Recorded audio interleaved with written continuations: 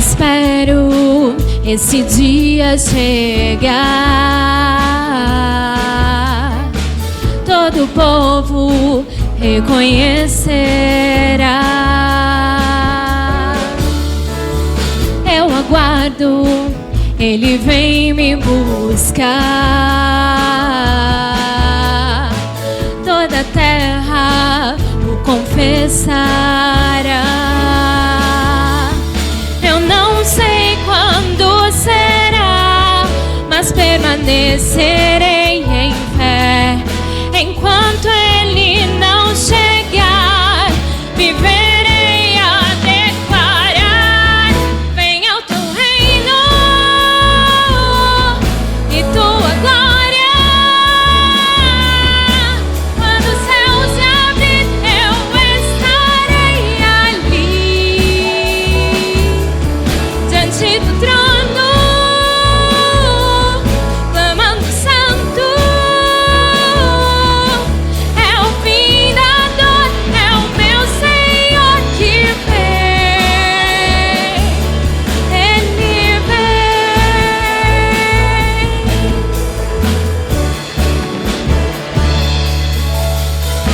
Sobre as nuvens, Ele vem com poder.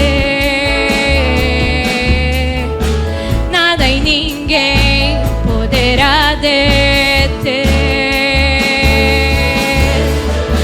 Maranata, Ele vem me buscar. Esse dia logo vai chegar. Eu não sei quando será, mas permanecerei em fé. Enquanto Ele não chegar, viverei a declarar: venha o teu reino e tua glória. Quando o céu se abrir, eu estarei ali, diante do trono, clamando santo. É o fim da dor, é o meu Senhor que vem. Venha o teu reino e tua glória. Quando o céu se abrir, eu estarei ali, diante do trono, clamando santo. É o fim da dor, é o meu Senhor que vem. Ele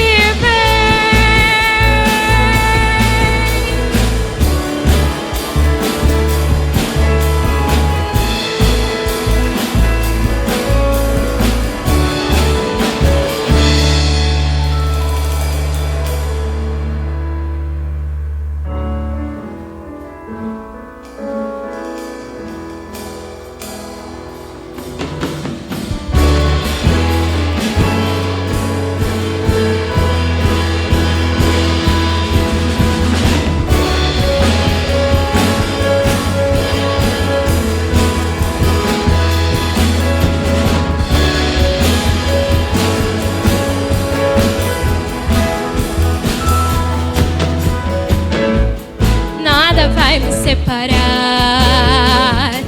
mesmo se eu me abalar, teu amor não falha.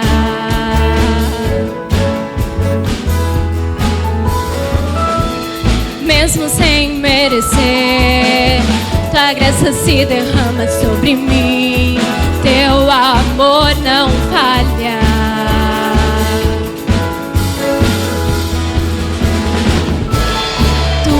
Mesmo pra sempre, teu amor não muda. Se o choro dura uma noite, a alegria vem pela manhã. Se o mar se enfurecer, eu não tenho que temer, porque eu sei que me amas. Teu amor não falha.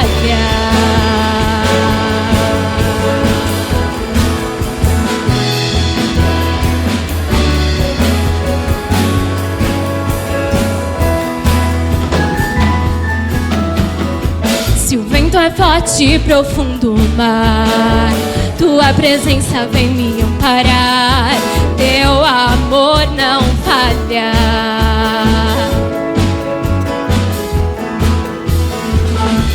Difícil é o caminhar. Nunca pensei que eu fosse alcançar. Teu amor não falha.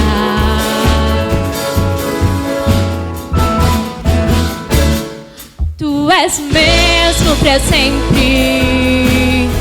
Teu amor não muda. Se o choro dura uma noite, a alegria vem pela manhã. Se o mar se enfurecer, eu não tenho que temer, porque eu sei que me amas. Teu amor não falha. Teu amor não falha. Teu amor não falha.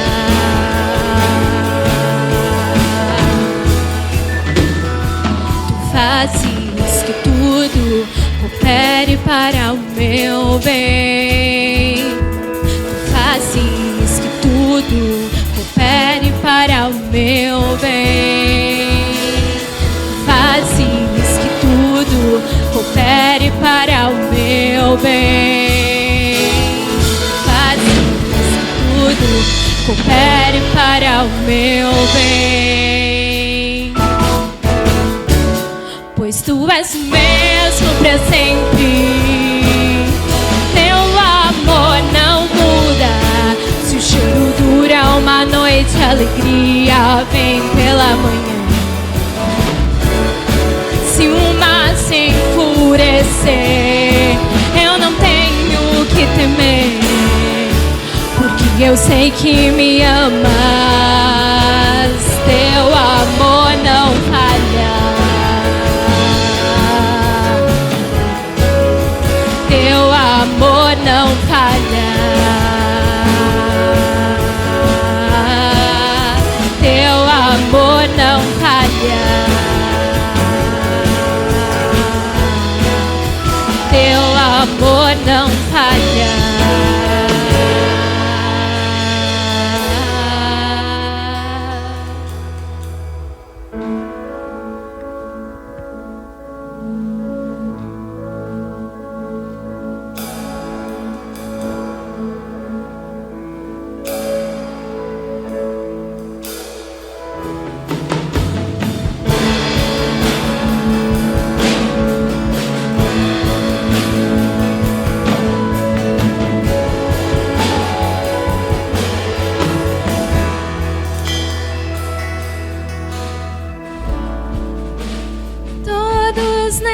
Necessitam de um amor perfeito,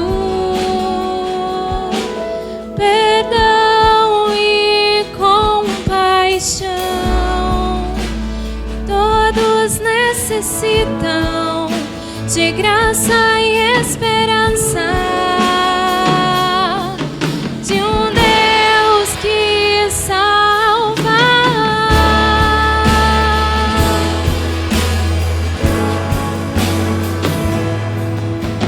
Cristo move as montanhas e tem poder para salvar, tem poder para salvar, para sempre, autor da salvação.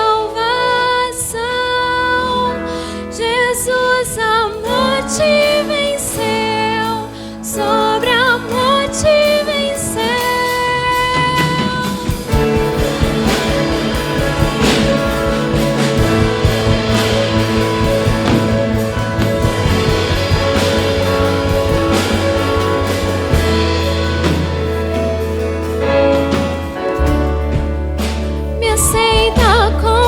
Medos, falhas e temores, enche o meu viver, a minha vida entrego meus passos, a ti me rendo.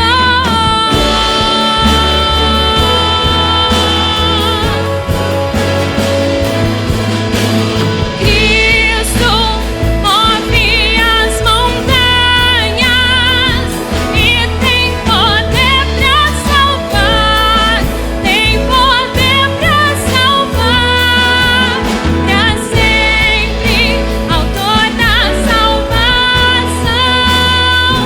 Jesus a morte venceu, sobre a morte venceu. Cristo move as montanhas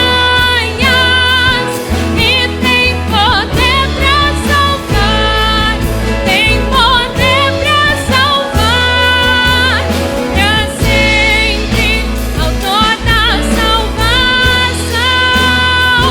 Jesus a morte venceu, sobre a morte venceu. Nosso mundo vai brilhar a luz. Cantamos glória do Senhor Jesus. Cristo, nosso mundo vai brilhar a luz. Cantamos glória do Senhor Jesus. Cristo move as montanhas e tem poder pra salvar, tem poder pra salvar, pra sempre, autor da salvação. Jesus a morte venceu, sobre a morte venceu. Amém. Abra sua Bíblia em Tiago, capítulo 3. Tiago, capítulo 3.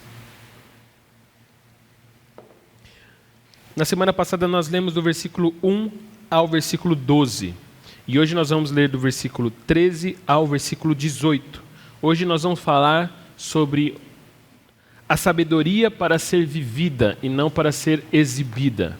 Tiago, nesse trecho, vai falar sobre 2 tipos de sabedoria e nós vamos falar sobre isso hoje, amém? Tiago, capítulo 3, do versículo 13 ao versículo 18, diz assim: Quem é sábio e tem entendimento entre vocês, que o demonstre por seu bom procedimento, mediante obras praticadas com a humildade que provém da sabedoria. Contudo, se vocês abrigam no coração inveja amarga e ambição egoísta, não se gloriem disso, nem neguem a verdade. Esse tipo de sabedoria não vem dos céus, mas é terrena, não é espiritual, mas é demoníaca. Pois onde há inveja e ambição egoísta, aí há confusão e toda espécie de males.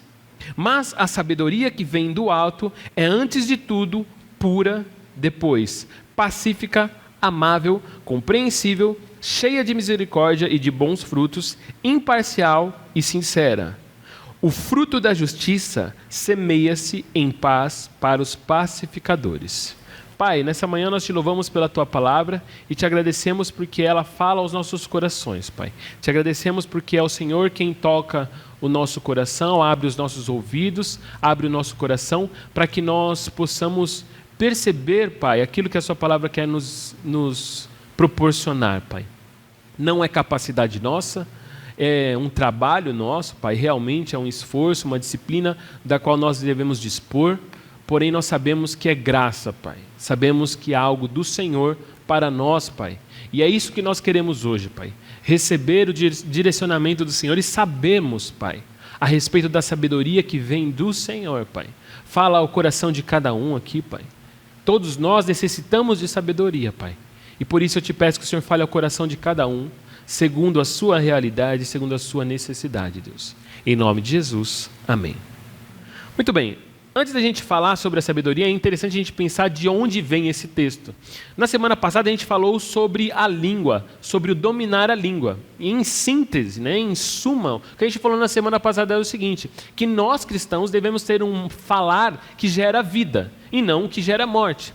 E aí Tiago, no fim, ele vai então agora nesse trecho final desse capítulo explicar para nós como nós fazemos para domar a língua, porque não é uma questão de capacidade nossa. Não adianta por força de vontade você querer domar aquilo que fala. E isso para o nosso tempo de hoje é algo importante, porque justamente nós vivemos um período em que se procura muito sinalizar virtude, mas em algum momento, justamente por causa das mídias sociais, as coisas vêm à tona, o privado vem à tona. E aí nós começamos a perceber que aquilo que se fala nem sempre é aquilo que se é. E isso é uma questão muito complicada para todo ser humano, a incoerência de não ser aquilo que se diz ou aquilo que se sinaliza. É claro para mim e para você que eu e você como cristãos, na verdade todo ser humano deveria querer atribuir virtudes, e atribuir virtudes nas suas ações e demonstrá-las, mas para isso antes é necessário tê-las. No entanto, nós vemos uma época em que sinalizar virtude, então é aquilo que eu já comentei, a gente vai lá no Instagram e faz uma postagem de homenagem ao meu pai, mas meu pai nem tem Instagram. Então para quem que eu estou dando esse parabéns?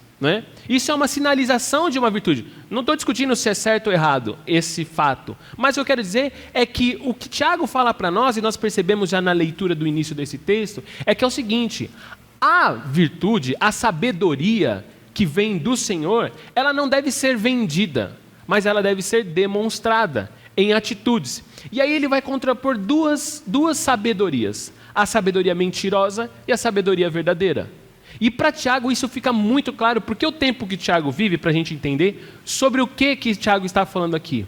Nesse período na igreja havia muitas discussões sobre qual era a maneira correta de ser cristão, sobre o que era permitido para um cristão, porque eles vinham de uma realidade judaizante, onde eles tinham muitas regras. Ok? E agora, as regras elas não foram extirpadas, mas o Senhor Jesus colocou um novo critério para se viver as regras, que era o quê? Ter o Espírito vivificado.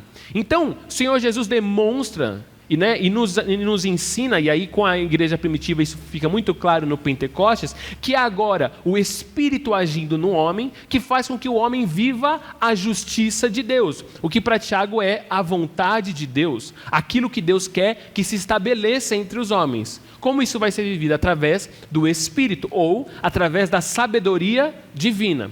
Mas há tantas discussões na igrejas partidárias, que Tiago está dizendo o seguinte: olha, a sabedoria não é para você ficar falando, eu sou sábio, hein? Se você precisar de alguém sábio, vem aqui falar comigo. Olha só, você viu como a minha solução foi sábia? Olha, eu não acho que aquilo deveria ser feito. Aquela pessoa que está naquela posição não deveria fazer assim, deveria fazer assim. Muitas críticas pautadas em um coração mau. E é disso que Tiago vai falar, e é isso que eu quero falar com você nessa manhã, sobre os dois tipos de sabedoria.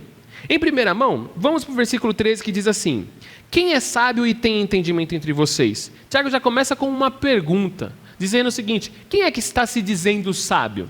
E aí ele continua: que o demonstre por seu bom procedimento, mediante obras praticadas com a humildade que provém da sabedoria. Então perceba, a primeira característica, a primeira diferença que nós percebemos entre a sabedoria verdadeira e a sabedoria mentirosa é que uma se fala sobre e a outra se vive. A pessoa que tem a sabedoria de Deus fica claro no proceder dela, e Tiago usa justamente essa expressão aqui, pelo seu bom procedimento. A sabedoria precisa ficar evidenciada em você pela maneira como você faz as coisas. Mas qual é o grande problema? Ontem eu ainda conversava sobre isso um pouquinho com o Daniel. A gente vive uma vida do cotidiano. Só que às vezes a gente tem uma grande dificuldade em entender como aplicar os nossos princípios cristãos no nosso dia a dia.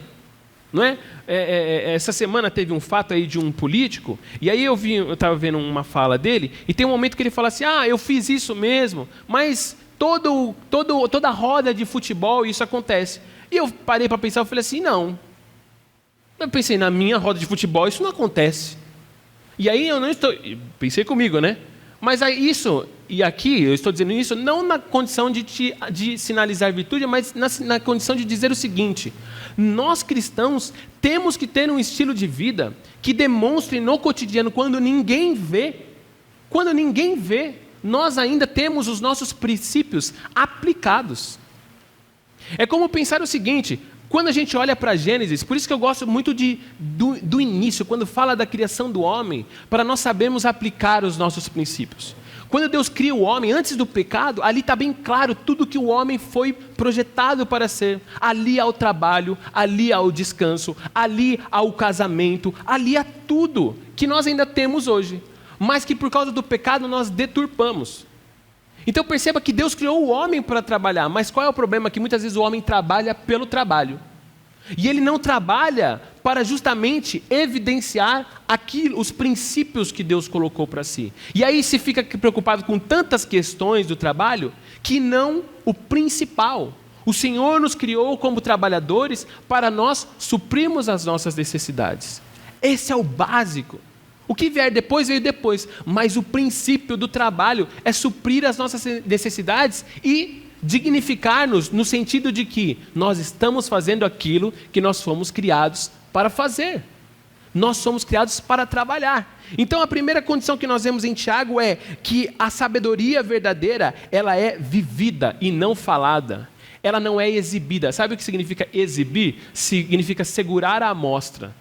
Ninguém precisa segurar a sua sabedoria à mostra, porque ela é percebida. Ela é percebida por todos. Ela é uma questão de percepção. Você faz algo e a pessoa percebe. Ali houve sabedoria. Isso fica evidente para aqueles que buscam essa experiência. E todo homem busca a Deus. E a partir do momento que eu e você temos uma atitude vinda da sabedoria do alto, nós mostramos para as pessoas aquilo que elas estão procurando. Mas qual é o problema? Que muitas vezes nós não sabemos viver aquilo, os princípios aplicados. Como viver o princípio aplicado na minha família? Na realidade que ela está hoje. E muitas vezes nós não sabemos. Nós temos um bebê, né? Aí nasce um bebê na família. Como aplicar a sabedoria divina no decidir o que fazer com o bebê? Muitas vezes o que nós pautamos, aonde nós nos pautamos, é em questões que o Senhor não disse, primeiramente. Nós colocamos muitas condições, muitas questões que nada trata a respeito daquilo que a Bíblia nos diz. Muitas vezes a Bíblia ela é um último lugar onde recorremos para definir os nossos rumos. Queremos mudar de emprego, e a última coisa que nós buscamos compreender é o que o Senhor fala a respeito do trabalho.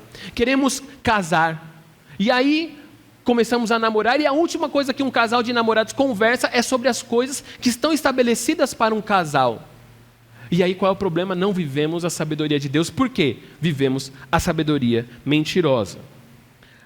Segundo ponto, a sabedoria divina, ou a sabedoria verdadeira, ela é humilde e mansa, e não soberba e exacerbada, que entra nessa mesma questão da amostra.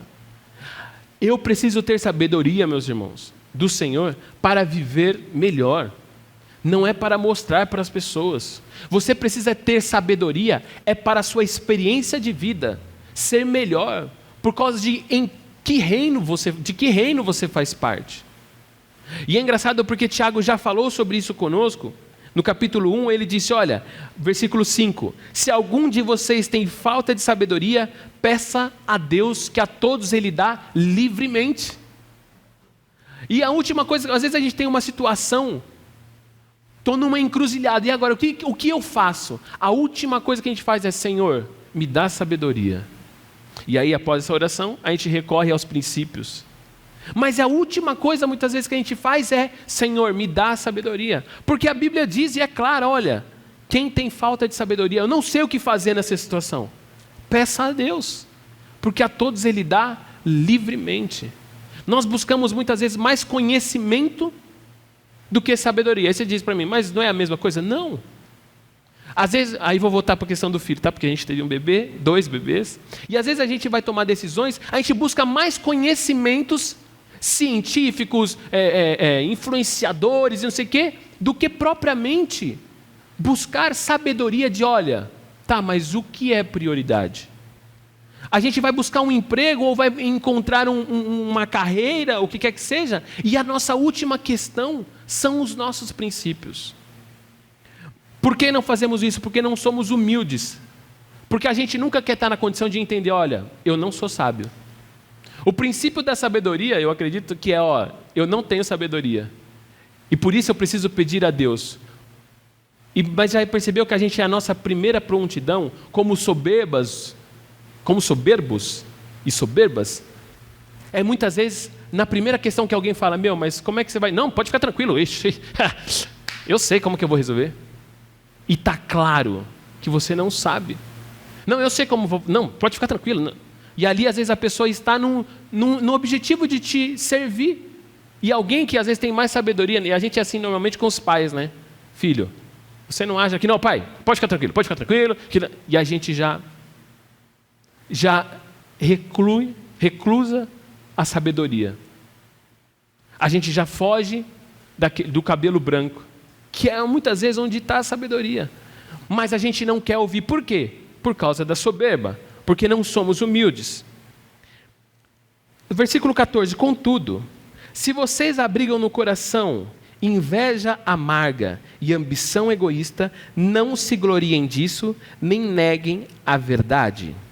Isso aqui é uma questão interessante. A palavra inveja, em grego, é zelo, que também gera a palavra zelo. Qual a diferença desse zelo que Tiago está colocando e a gente está nomeando como inveja e o zelo? Né? Porque o que é o zelo? Então vamos supor, eu tenho um instrumento, mas eu sou zeloso, eu cuido, eu tomo conta, alguém vem mexer, se alguma criança chega perto eu fico atento, né? Eu tenho cuidado com aquilo. Mas o que é esse zelo que Tiago então chama de inveja? Por que quando ele vai falar sobre a inveja ele fala de zelo também? E eu estudando essa expressão, eu achei muito interessante porque ele fala assim, olha, inveja amarga e ambição egoísta. Ele coloca essas duas coisas juntas porque é o seguinte, sabe quando você vê um político? No nosso país, nosso país ele é no âmbito político, é muito bom para isso. Sabe quando você vê um político falando assim, a gente está vivendo muito isso, né? O Bolsonaro vai e faz um negócio. Não estou nem tomando partido aqui, tá bom? Mas Bolsonaro vai e faz uma coisa. Aí você vê um outro político que ele não tem cargo elegido, né? Ele não é nada, ele só é do cenário. Aí você vê esse outro político num determinado espaço público e ele fala, não, porque eu faria assim, assim, assado, isso que ele fez não pode, né? Porque onde já se viu fazer isso com o Brasil? E às vezes você olha e você fala assim, que isso, cara? Você está falando isso? Mas por que é o zelo invejoso? Porque essa pessoa, muitas vezes, que vai criticar alguém que está fazendo algo com alguma coisa, ela critica em tom de que está querendo cuidar daquilo, mas por trás ela tem inveja. Ou seja, ela queria estar no lugar daquela pessoa. E o grande objetivo dela na crítica não é cuidar da tal situação, mas é justamente tomar o lugar. Por isso que ele fala da inveja amarga e ambição egoísta. Porque é um cuidado de quem diz assim, isso devia ser meu. Isso não é possível. Onde já se viu alguém fazer isso? Porque no fundo, por trás desse seu cuidado com aquela coisa, você está dizendo, olha, eu é que devia estar no seu lugar. Então o homem traz consigo, muitas vezes no zelo, uma inveja disfarçada de cuidado. Olha, não deveria fazer assim. E no nosso país, muitas vezes, a gente fala, eu estou falando do político, mas muitas vezes nós somos assim. Às vezes a gente vê pessoas criticando, por exemplo, o Neymar, que tem uma condição, por causa de algumas atitudes, fala, onde já se viu uma pessoa nessa posição? Né? Quem nunca falou isso do Neymar? Onde viu uma pessoa nessa condição fazer tal coisa? Mas por trás soa algo comum. Mas se eu pudesse estar no lugar, se eu tivesse essa grana e trabalhasse com o que ele trabalha, era isso que eu queria, era eu que devia estar lá.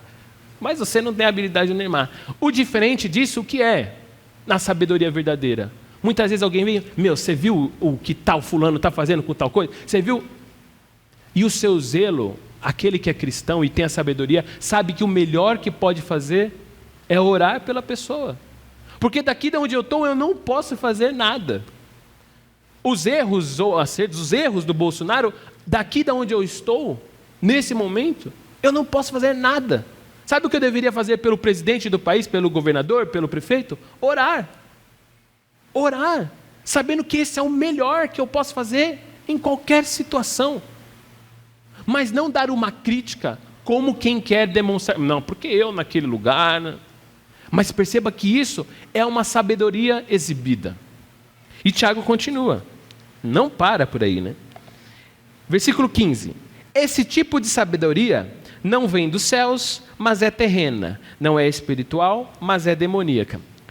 A minha versão é NVI, e aí, quem fez o responsável pela tradução, ele sintetizou esse trecho colocando coisas distintas. Terrena, dos céus versus terrena, espiritual versus demoníaca.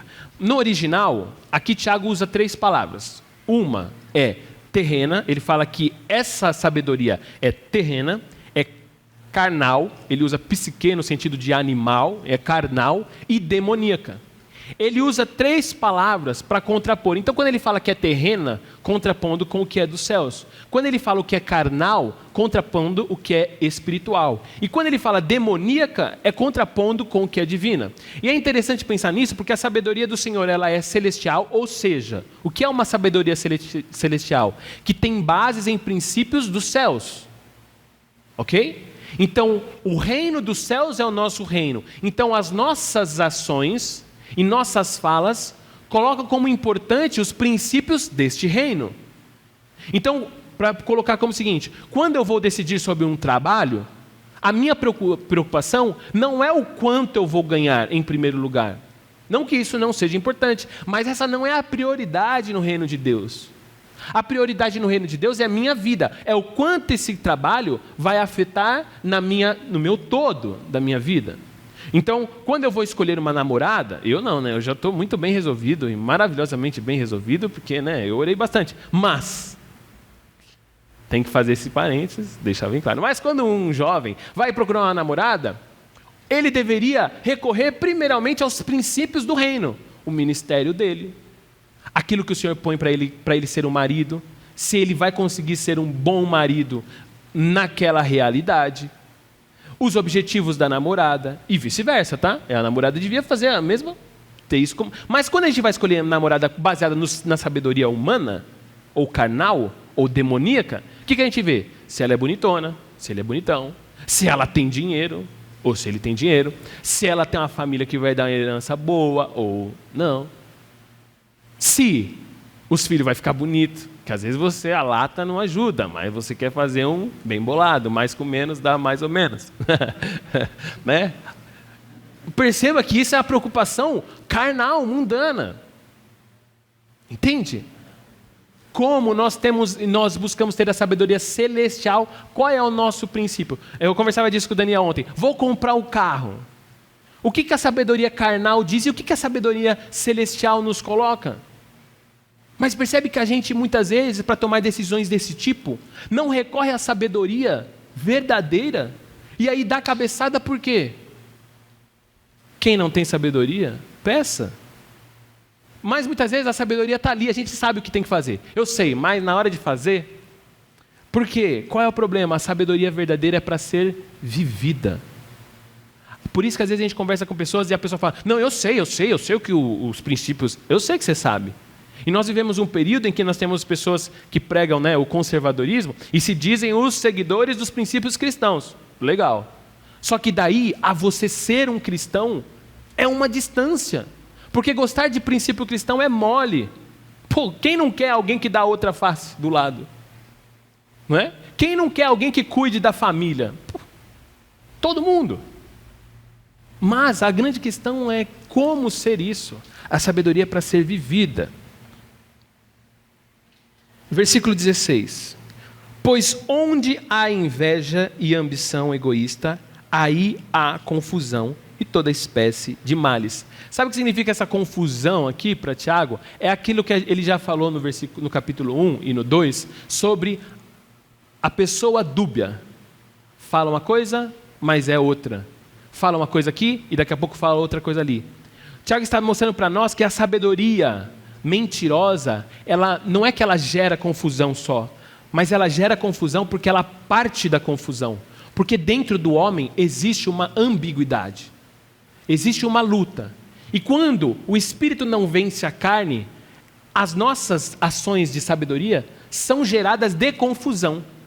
E porque são geradas de confusão, elas geram confusão. Quer ver um exemplo básico? Estou dentro de casa. Internamente, eu sei que a minha esposa precisa ser cuidada.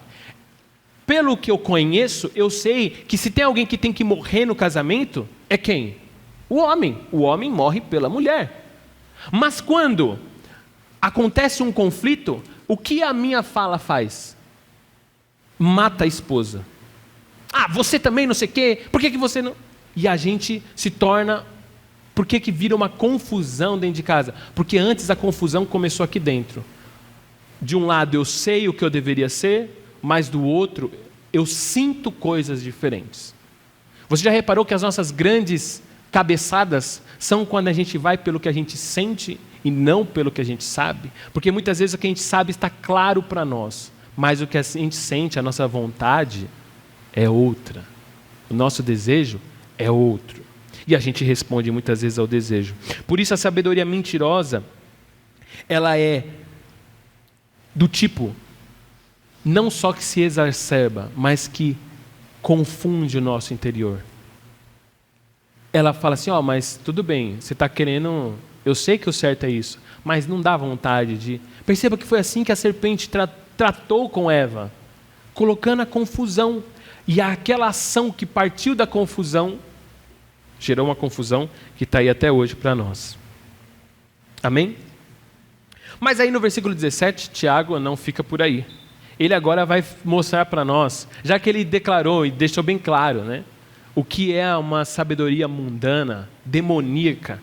E, gente, eu gosto dessas palavras porque elas deixam bem claro, e precisa ficar bem claro para mim e para você, que a sabedoria do homem, ela é terrena, ela só se preocupa com o que é passageiro. É isso que é o contraponto de terreno e celestial também. O que é passageiro, o que é eterno. O que é dos céus, o que é da terra. A sabedoria do homem só se preocupa com o que é terreno, com o que é raso, com o que é daqui. A sabedoria carnal só se preocupa com o que são as suas vontades, os seus desejos. Eu, primeiro lugar. Né? A gente vive uma condição hoje de assim, né? Se tem alguém importante, esse alguém é você. Você é importante, você pode, você consegue, você é o cara. Você, olha, se tem alguém que deve ser... esses dias eu ouvi uma pessoa falando sobre casamento, e ela falou assim, casamento é muito importante e tal, não sei o quê. E ela estava falando sobre princípios cristãos, conservador, tal. Mas também, você não pode ficar preso a um casamento por causa dos filhos. Aí eu falei, começou a me confundir. Aí eu falei assim, como assim? E ela falou, não, porque onde já se viu viver infeliz? Eu falei, realmente, ninguém deve viver infeliz. Mas daí, a você acreditar aos filhos ou ao casamento, essa condição, eu falei, não estou entendendo mais nada, porque agora os princípios cristãos foram para o brejo. Os princípios cristãos pararam ali, na esquina, e não vem mais. Quando, na verdade, o que nós conhecemos é que, já que o casamento é um princípio, é algo estabelecido por Deus, não é uma questão que eu fico no casamento por causa dos filhos, mas eu luto pelo meu casamento porque o meu objetivo são os meus filhos. E eles verem o pai e a mãe unidos, isso vai gerar um resultado na vida deles. E nós sabemos que como cristão, esse é o nosso maior ministério. A família é o nosso ministério. E é isso que o Senhor coloca para nós, o nosso primeiro ministério. Mas aí Tiago então vai falar, continuando. E a última palavra, né, eu nem mencionei, demoníaca. Eu não preciso nem falar nada, né? A sabedoria do homem, ela é demoníaca. Por isso que às vezes quando você vê alguém vivendo só em pregando só pelos seus desejos, você pode, você consegue, a sua vontade em primeiro lugar. Meu irmão, isso aí é o demônio. E você pode orar expulsando o demônio. Na hora que você quiser, se tiver assim, eu sei o que é certo. Quer ver um exemplo básico? Às vezes você está lá e fala assim, hoje eu não estou com vontade de ir para a igreja. Eu sei que eu devo, mas eu não estou com vontade. Aí você pode falar, demônio, está amarrado. Porque isso é demoníaco, é o que o Tiago está falando. A sabedoria humana. E sabedoria, entenda, é conhecimento aplicado. É inteligência aplicada nas ações de vida. Isso é demoníaco. Isso é a vontade do inimigo sendo feita. E nós não percebemos isso, mas Tiago vai explicar para nós. Então agora eu vou falar para vocês sobre a sabedoria do alto. Aí ele começa lá no versículo 17. Mas a sabedoria que vem do alto é, antes de tudo, pura.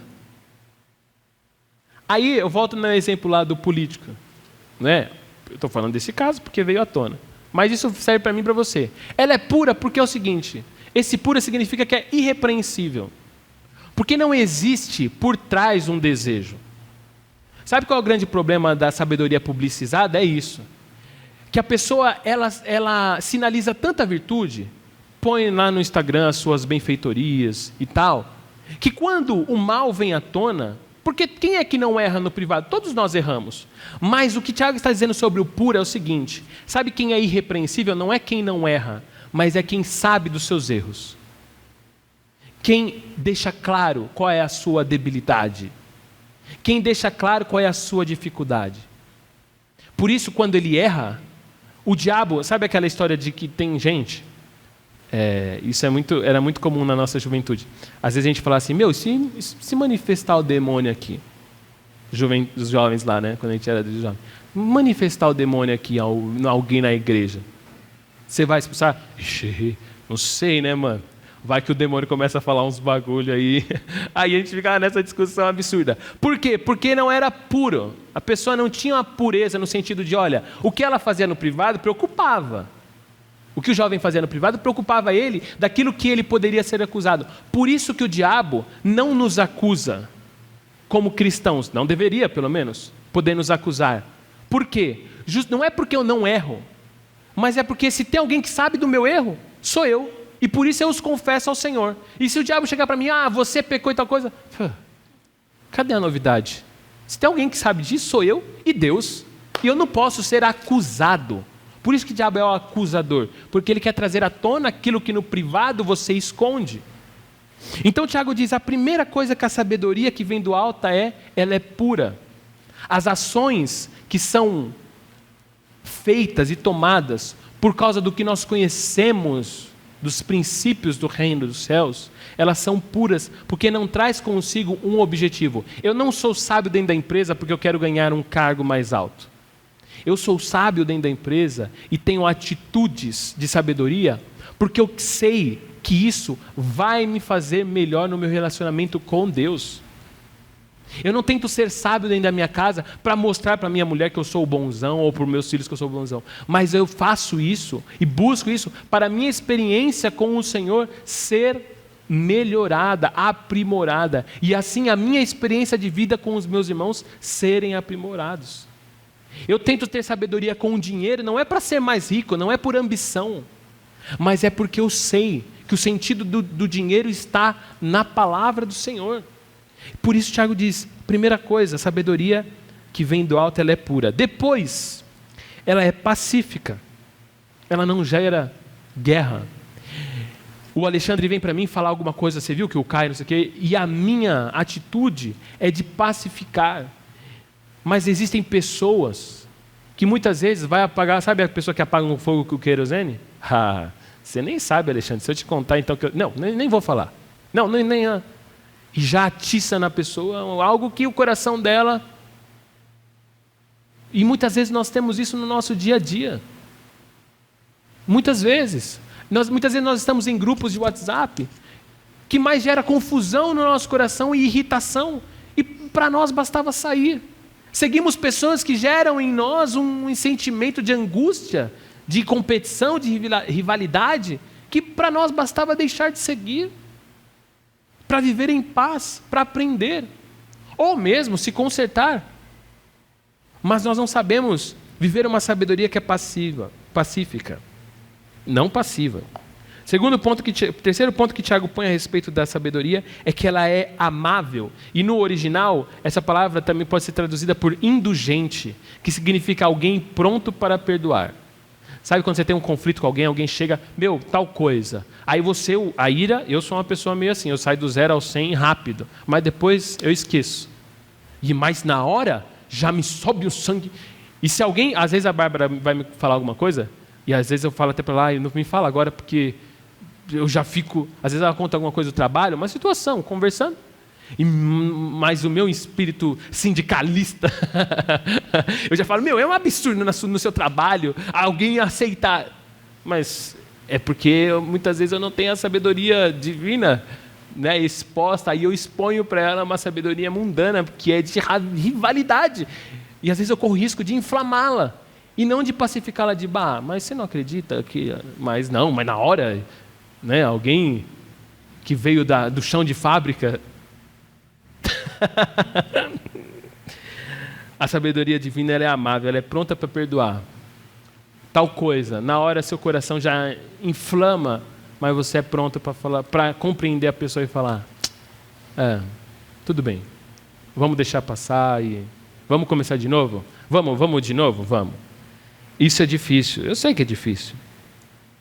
Próxima coisa que Tiago diz a respeito da sabedoria que vem do alto. Ela é compreensível ou conciliadora.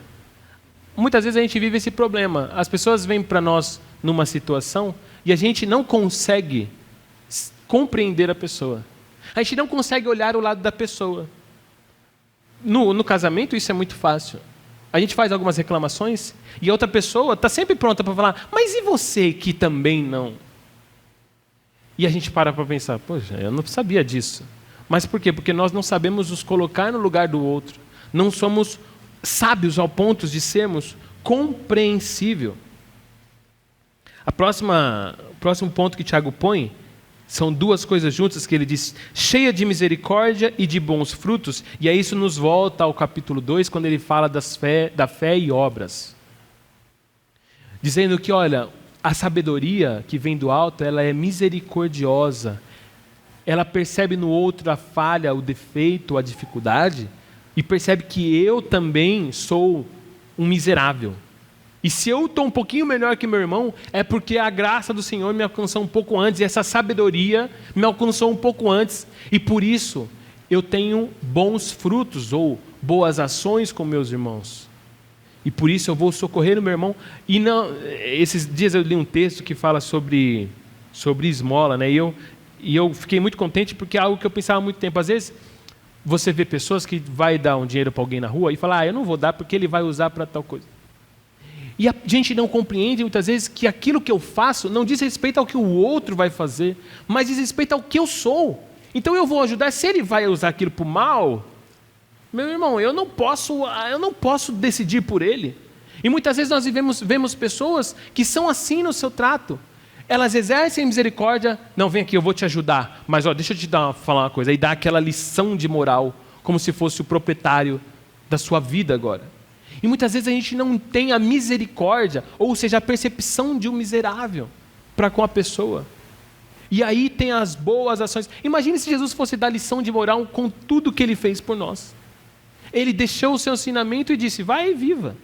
Ele nos deu a vida eterna, nos deu o perdão e falou, agora você vai e pratica. Mas a gente não. Às vezes a gente concede algo em misericórdia, em generosidade, mas ao mesmo tempo a gente quer dominar a pessoa, quer controlar, quer ver o que faz, quer ver o que acontece. Próximo ponto que Tiago põe é que a sabedoria que vem do alto, ela é imparcial. Ela não cria partidos, ela não toma um partido. Existe um conflito, existe uma situação, mas eu não estou do lado de ninguém. Eu estou do lado do quê? Do princípio. Não é? E na política a gente percebe muito isso.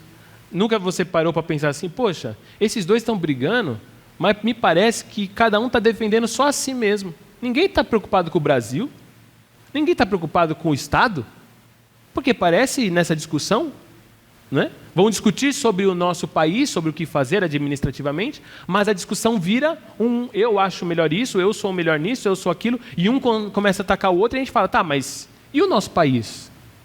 E aí, trazendo isso para a nossa realidade, muitas vezes a discussão dentro de casa é assim, não, mas eu acho que você devia fazer, não, mas eu acho que você devia, mas eu não gosto quando você fazer, mas eu não gosto, mas nunca a discussão é, tá, mas o nosso casamento como uma coisa só. A gente está sempre tomando ou o nosso partido, ou o partido de alguém dentro de casa, mas nunca a família como o princípio. O casamento como princípio. Não, nós temos um partido, e muitas vezes esse partido é o nosso. E a última coisa que Tiago fala a respeito da sabedoria que vem do alto é que ela é sincera. isenta de hipocrisia. Ou seja, ela não é uma máscara. A sabedoria não é algo que esconde a minha ambição. A minha sabedoria não é algo que esconde algo que eu quero por trás. A gente vive uma condição hoje que muitas vezes alguém vem para você para servir, para fazer algo de bom, e a gente já dá um passinho para trás e fala: ih, meu, mas depois vem o golpe. Eu conheço, eu sei como é. Ih, veio falando muito mole. Ih, veio muito bonzinho para o meu lado. Ih, veio falando muito. Mas o que o Senhor diz para nós, através da vida de Tiago, é que a sabedoria que vem do alto, ela é sincera.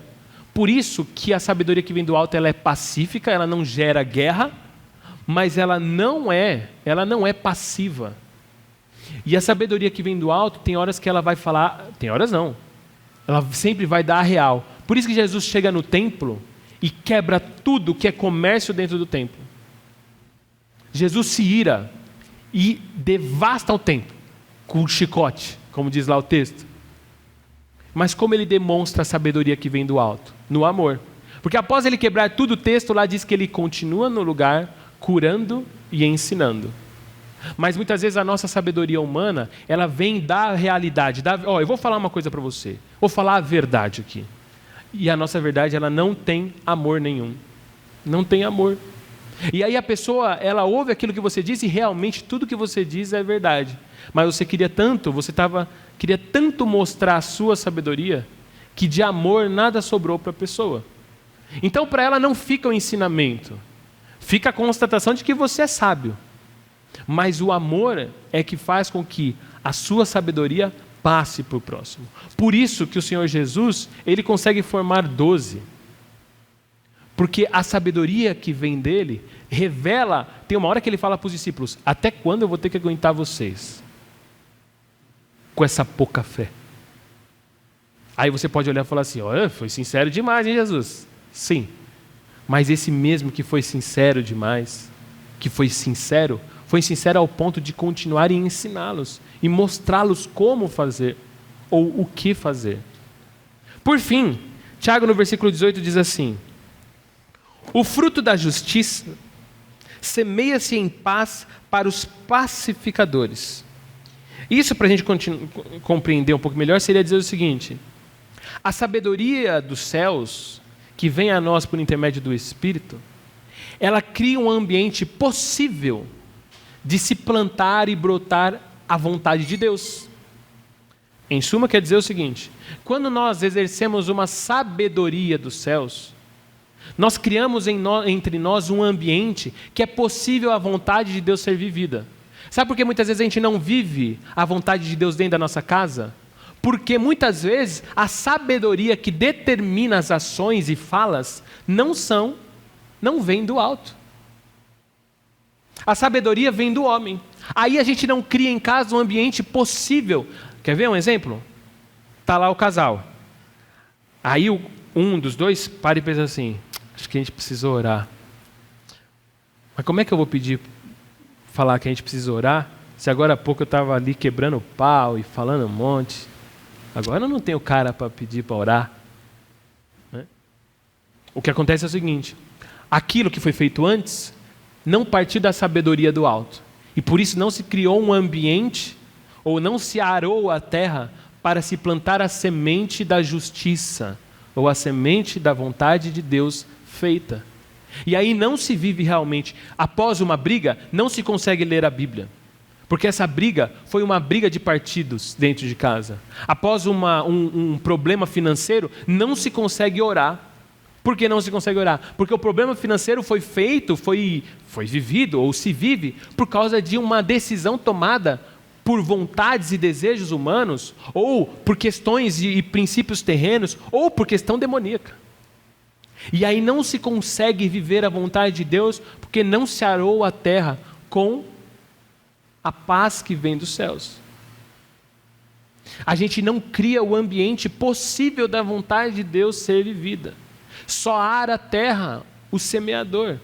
E nesse sentido do que Tiago está falando, nós somos os que semeiam. Perceba que ele diz: o fruto da justiça semeia-se em paz para os pacificadores.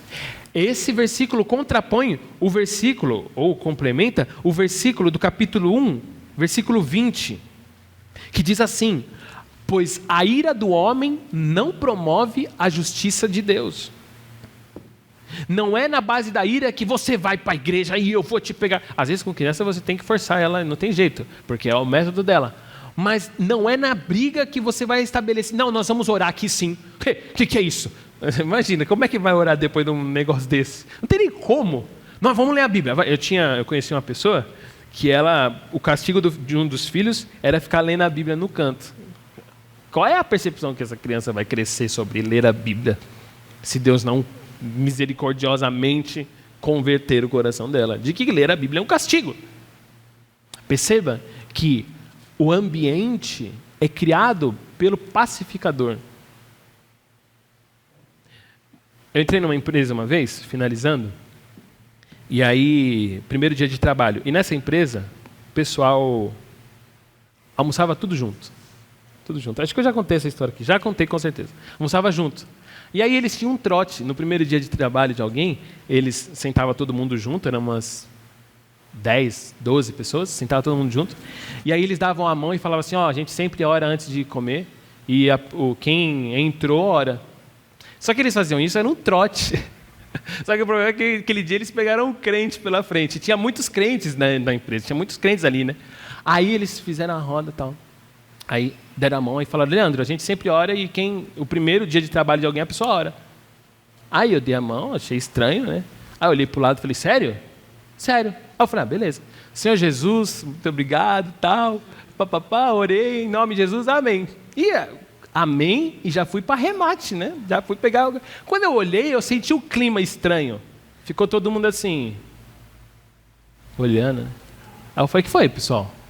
Aí eles falaram assim: que era zoeira, né? Nunca ninguém aceitou. Aí eu falei: olha, eu não arrego para oração. E peguei o garfo e tal. Aí depois veio uma amiga desse trabalho e falou assim para mim: me deu maior vergonha. Eu falei: por quê? Ela falou assim, e ela é filha de pastor e tal, né? Crente também. Ela falou assim: porque no meu dia eu chorei e não orei.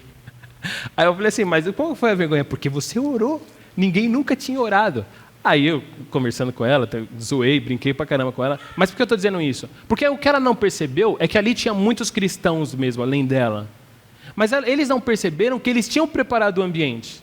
E eu orar se tornou possível porque justamente era um ambiente onde a paz era plantada. Bem ou mal, você pode avaliar se você quiser, mas a questão é que a maneira, só o fato, e eu vim a pensar nisso depois, só o fato deles comerem juntos. Quem é que come junto para lembrar de alguém? Né? Aquilo eu achei maravilhoso. Quando eu cheguei na empresa e vi que todo mundo almoçava junto, eu falei: cara, que maravilhoso. Porque não tem jeito, e o clima na empresa foi a melhor empresa que eu trabalhei. Era bom, porque se comia junto. E eu pensava muito sobre isso, eu falava: por isso que Jesus falou: toda vez que vocês fizerem isso, lembrem-se de mim. Façam isso em memória de mim. E eles comerem junto, eles não perceberam que comer juntos era um ambiente preparado. Era uma atitude do Senhor. Comer junto é uma atitude do Senhor. E ali se está. Eu até brinquei com o Caio, né? Falei para ele ontem. Falei assim: eu já jantei na casa do meu vizinho de porta. Aí ele me zoou, né? Logicamente, como é de praxe. Aí eu falei assim: bom, mas como é que eu vou falar de Jesus para o meu vizinho se eu não comer com ele? Aí ele: bom ponto. Mas eu quero dizer, perceba que são essas atitudes do Senhor Jesus que semeiam ou que aram uma terra para a vontade de Deus ser feita. E naquele dia foi possível orar diante de todos ali, alguns espíritas inclusive, porque justamente havia um clima, um ambiente preparado. Nós precisamos aprender a arar a terra com a paz que vem dos céus, da sabedoria dos céus. Então, no seu trabalho, seja aquele que promove a paz. Eu falava disso com o Alexandre. Não seja o sindicalista que quer lutar vamos fazer greve. Não, mas seja aquele que sabe intermediar as relações, intermediar o chefe, o funcionário. É esse que nós somos. Essa pessoa é quem nós somos. Os pacificadores somos nós. Nós somos responsáveis por preparar o ambiente para a vontade de Deus ser feita. A vontade de Deus, a sabedoria de Deus, ela não é para ser falada, é para ser vivida. Eu não preciso falar que sou cristão, eu não deveria precisar. Eu deveria simplesmente viver e as pessoas perceberem nas minhas ações, seja jogando bola, aí voltando no exemplo que eu dei no início. Nós jogamos bola, por quantos anos nós jogamos bola com o pessoal? 4 anos, gente. 4 anos direto jogando bola. E nunca houve uma fala em que a gente demonstrasse coisas que não... Houve, eu não lembro. Houve confusões no futebol, porque isso é impossível. Mas nem palavrão no nosso futebol existia. Não é porque nós somos melhores, mas é porque nós queremos viver. Nós queremos viver a sabedoria de Deus. Nós não queremos ir contra a verdade. Nós não queremos. Que em nome de Jesus você viva a sabedoria de Deus. Se você quiser viver essa sabedoria, se você sente que você, olha, eu vou falar uma coisa. Eu preciso de sabedoria. Eu não tenho. A palavra diz que aquele que precisa de sabedoria, peça. Por quê? Ele vai dar livremente. Eu lembro que eu ouvi isso uma vez, eu tinha 14 anos. E eu fiquei Porque tipo assim, se alguém falar para você, pede qualquer coisa para Deus agora. Você ia pedindo, você tem no mínimo 3 coisas na sua cabeça, você já ia pedir, não ia? E quando eu ouvi esse versículo, quando eu tinha 14 anos, eu lembro que eu fiquei pensando assim, como assim dá livremente? Dá e já era? Então é isso que eu vou pedir. Eu lembro que eu tinha 14 anos e eu pensava nisso, eu falava, eu vou pedir muita sabedoria para Deus, porque Ele vai dar mesmo, sem nem fazer questão? Então eu vou pedir muita sabedoria. E eu lembro exatamente disso, de muito cedo, ter essa oração, Senhor, me dá sabedoria. Me dá sabedoria. Vai ter hora que a sabedoria mundana vai sobressair? Infelizmente. Mas que em primazia ou em maior parte, nossa vida seja conduzida pela sabedoria divina. Se você tem necessidade dessa sabedoria, feche seus olhos. Coloque diante do Senhor a situação que você necessita dessa sabedoria. Que você não tem, olha Senhor, eu não sei o que fazer, ou eu não sei como fazer. Eu não sei, Pai, como reagir a isso, eu não sei como me posicionar, eu não sei como falar. E peça a Deus a sabedoria. Pai, em nome de Jesus, Deus, nessa manhã, eu te peço, Pai, sabedoria. A mim e aos meus irmãos. Uma sabedoria que condicione as nossas vidas a estabelecer um ambiente, Pai, onde a sua vontade pode ser feita. Que nós sejamos pessoas que agem de acordo com os princípios do Senhor, com os princípios dos céus, Pai. Que as nossas ações, Pai, e nossas falas, Pai, sejam a partir daquilo que nós conhecemos e sabemos da Tua Palavra. Que elas sejam do céu, que elas sejam espirituais, que elas sejam divinas, Pai. E não terrenas, carnais e demoníacas, Pai. Que em nome de Jesus o nosso coração seja tomado cada vez mais, Pai, e nossa mente também, pela Tua Palavra, de modo que ao nós tomarmos uma decisão, tomarmos uma atitude, Pai, seja a partir dos princípios do Senhor, Pai. Seja, Pai, voltando à Tua Palavra, Pai. Ou se de repente estivermos em uma situação que demanda de nós uma prontidão em decisão, Pai, que nós possamos, em nome de Jesus, Pai, recorrer à Tua Palavra que está guardada em nosso coração, para nós não pecarmos contra Ti, Deus. Pai, que em nome de Jesus possamos saber, Pai, que nós devemos temer ao Senhor acima de tudo, Pai, para termos uma vida irrepreensível, Pai.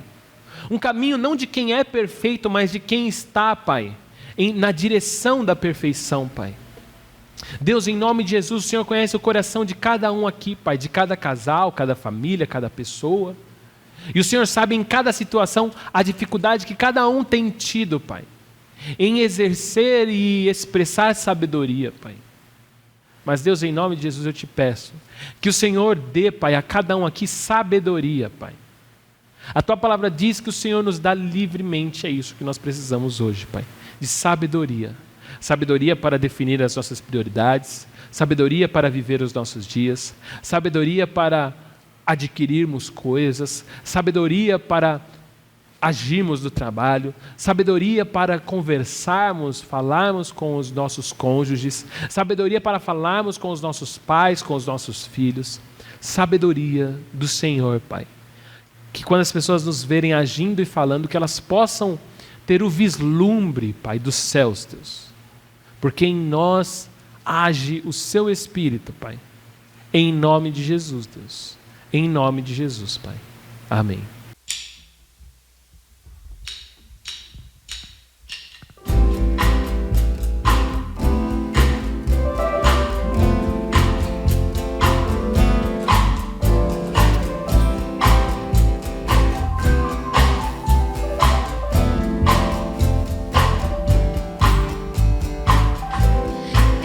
Te bendirei quando tuas bênçãos eu provar, quando teu rio me saciar, eu te bendirei. Eu te bendirei quando no deserto estiver, quando a solidão me envolver, eu te bendirei. Pelas bênçãos recebidas te dou louvor. Quando as trevas me cercarem, cantar eu vou. Eu te bendirei, ó Senhor, eu te bendirei. Eu te bendirei, ó Senhor, teu glorioso nome bendirei.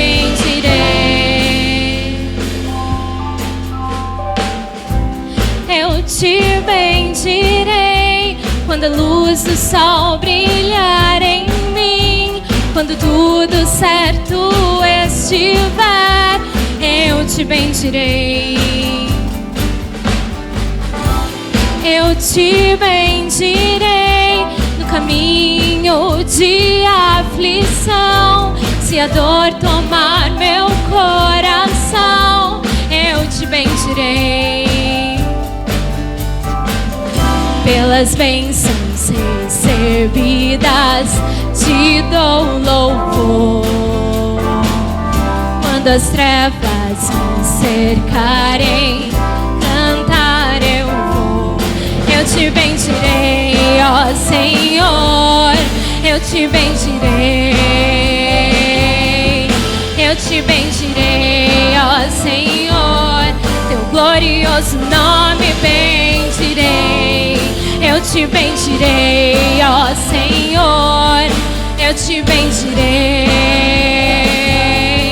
Eu te bendirei, ó Senhor, teu glorioso nome bendirei. Ao soberano Deus, em ti confiarei. Tu és o meu Senhor, teu nome bendirei. Ao soberano Deus, em ti confiarei. Tu és o meu Senhor, teu nome bendirei. Eu te bendirei, ó Senhor, eu te bendirei.